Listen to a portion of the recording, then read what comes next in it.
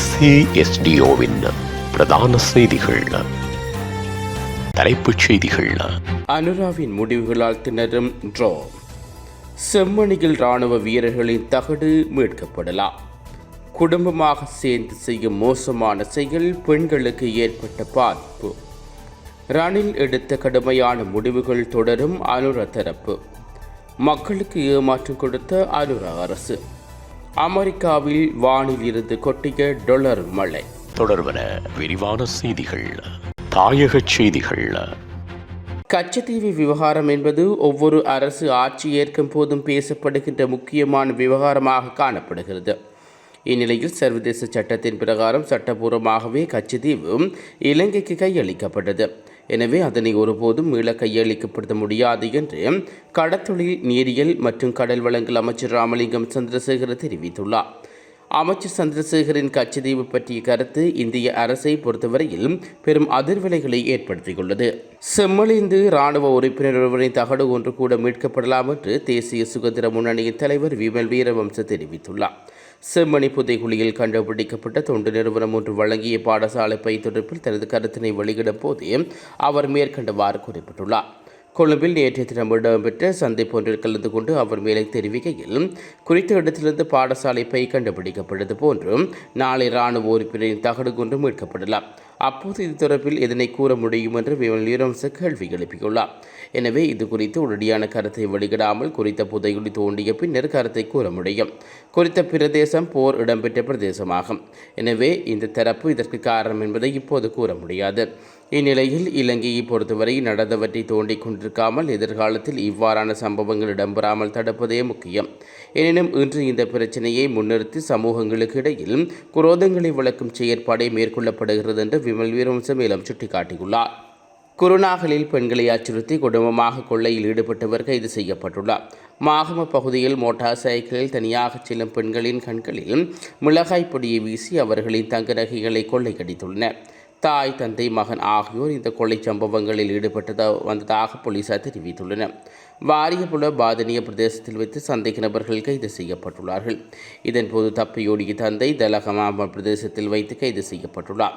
கைது செய்யப்பட்ட பெண் கர்ப்பிணி பெண்ணாகவும் 33 வயதெனவும் 22 வயது முறையற்ற கணவர் மற்றும் 15 வயது மகன் ஆகியோர் இவ்வாறு கைது செய்யப்பட்டுள்ளனர். முன்னாள் ஜனாதிபதி ரணில் விக்ரமசிங்கவின் கடினமான தீர்மானங்களால் நாட்டை மீட்க முடிந்தது என்று நிதியமைச்சின் முன்னாள் செயலாளர் மஹிந்த ஸ்ரீவர்தன தெரிவித்துள்ளார்.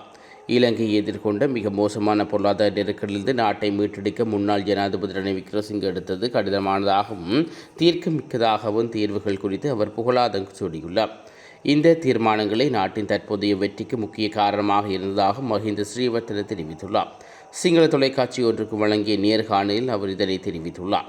பொருளாதார நிலைமைகள் மிகவும் கடுமையான நெருக்கடியில் இருந்த காலத்தில் அப்போதைய ஜனாதிபதி ரணில் விக்ரமசிங்க தனது அரசியல் எதிர்காலத்தை கருத்தில் கொள்ளாமல் நாட்டுக்கான தேவையான கடினமான முடிவுகளை எடுக்க தயங்காமல் செயற்பட்டதாக குறிப்பிட்டுள்ளார். அந்த தீர்மானங்கள் எடுக்கப்படவில்லை என்றால் இன்றைய வெற்றிகள் எல்லாம் வீணாகி இருப்பதற்கும் வாய்ப்புகள் இருந்ததாகவும் அவர் சுட்டிக்காட்டியுள்ளார். கடன் மறுசீரமைப்பு பேச்சுவார்த்தைகள் நடைபெற்ற போது பலமுறை ரணிலை நேரடியாக தொலைபேசியில் தொடர்பு கொண்டு ஆலோசனை பெற்றதாகவும் அவர் நினைவு கூர்ந்துள்ளார். அத்துடன் அவருடன் பணிபுரிந்த காலத்தில் பல விடயங்கள் தாம் கற்றுக்கொண்டதாகவும் அவர் குறிப்பிட்டுள்ளார். முன்னாள் ஜனாதிபதி கோட்டபாய ராஜபக்ச தம்மை நிதியமைச்சின் செயலராக நியமித்தமைக்காக நன்றி தெரிவித்த அவர் ஜனாதிபதி ரணில் விக்ரமசிங்கே ஆரம்பித்த பொருளாதார மேலாண்மை திட்டத்தில் பல தீர்மானங்கள் தம்மாலேயே எடுக்கப்பட்டன எனவும் தெரிவித்துள்ளார். இந்த நடவடிக்கைகள் நாட்டின் தற்போதைய முன்னேற்றத்துக்கு முக்கிய காரணமாக இருந்ததாகவும் அந்த அனுபவங்களில் பலவற்றை நாம் கற்றுக்கொண்டதாகவும் அவர் குறிப்பிட்டுள்ளார். மேலும் தற்போது இந்த திட்டத்தை தொடர்பில் ஜனாதிபதி அனுகுமார் திசாநாயக்க எடுத்துள்ள முடிவை மிகச்சிறந்த தீர்மானம் எனவும் அவர் பாராட்டியுள்ளார். இலங்கை பெட்ரோலிய கூட்டுத்தாபனத்தின் விலை திருத்தத்துக்கு சமனாக தங்களது எரிபொருட்களின் விலையை திருத்துவதற்கு சினோபெக் நிறுவனம் நடவடிக்கை எடுத்துள்ளதாக தெரிவிக்கப்பட்டுள்ளது. கடந்த திங்கட்கிழமை முதல் நடைமுறைக்கு வரும் வகையில் இலங்கை பெட்ரோலிய கூட்டுத்தாபனம் எரிபொருட்களின் விலையில் மாற்றம் செய்திருந்தது. அதன்படி OIC எரிபொருள் நிறுவனமும் தங்களது விலைகளில் திருத்தம் செய்திருந்த நிலையில் சினோபெக் நிறுவனமும் விலைகளில் திருத்தம் செய்ய தீர்மானித்துள்ளது. இந்த தீர்மானத்தில் பெட்ரோலிய கூட்டுத்தாபனத்தின் விலைகளுக்கும் சமனான IOC மற்றும் சினோபெக் ஆகிய நிறுவனங்களின் எரிபொருள் விலைகளும் மாற்றமடைந்துள்ளது. இதேவேளை முன்னதாக போதிய அளவு எரிபொருள் கையிருப்பு காணப்படுவதாகவும் எரிபொருள் பற்றாக்குறை ஏற்படாது எனவும் அரசு தெரிவித்த நிலையில் தற்போது எரிபொருட்களின் விலை அதிகரிக்கப்பட்டமை மக்கள் மத்தியில் பாரிய விசனத்தை ஏற்படுத்தியுள்ளது. விளையாட்டுச் செய்திகள். அமெரிக்காவில் உயிரிழந்த ஒருவரின் கடைசி ஆசை காரணமாக உலங்கு வானூர்தியிலிருந்து பெருந்தொகையிலுள்ள நிலத்தில் கொட்டப்பட்டதாக சர்வதேச ஊடகங்கள் செய்தி வெளியிட்டுள்ளன. இவ்வாறு கொட்டப்பட்ட இந்த உடலை எடுப்பதற்காக மக்கள் முண்டியடித்தமையினால் சாலையில் வாகன நெரிசல் ஏற்பட்டதாகவும் தெரிவிக்கப்படுகிறது.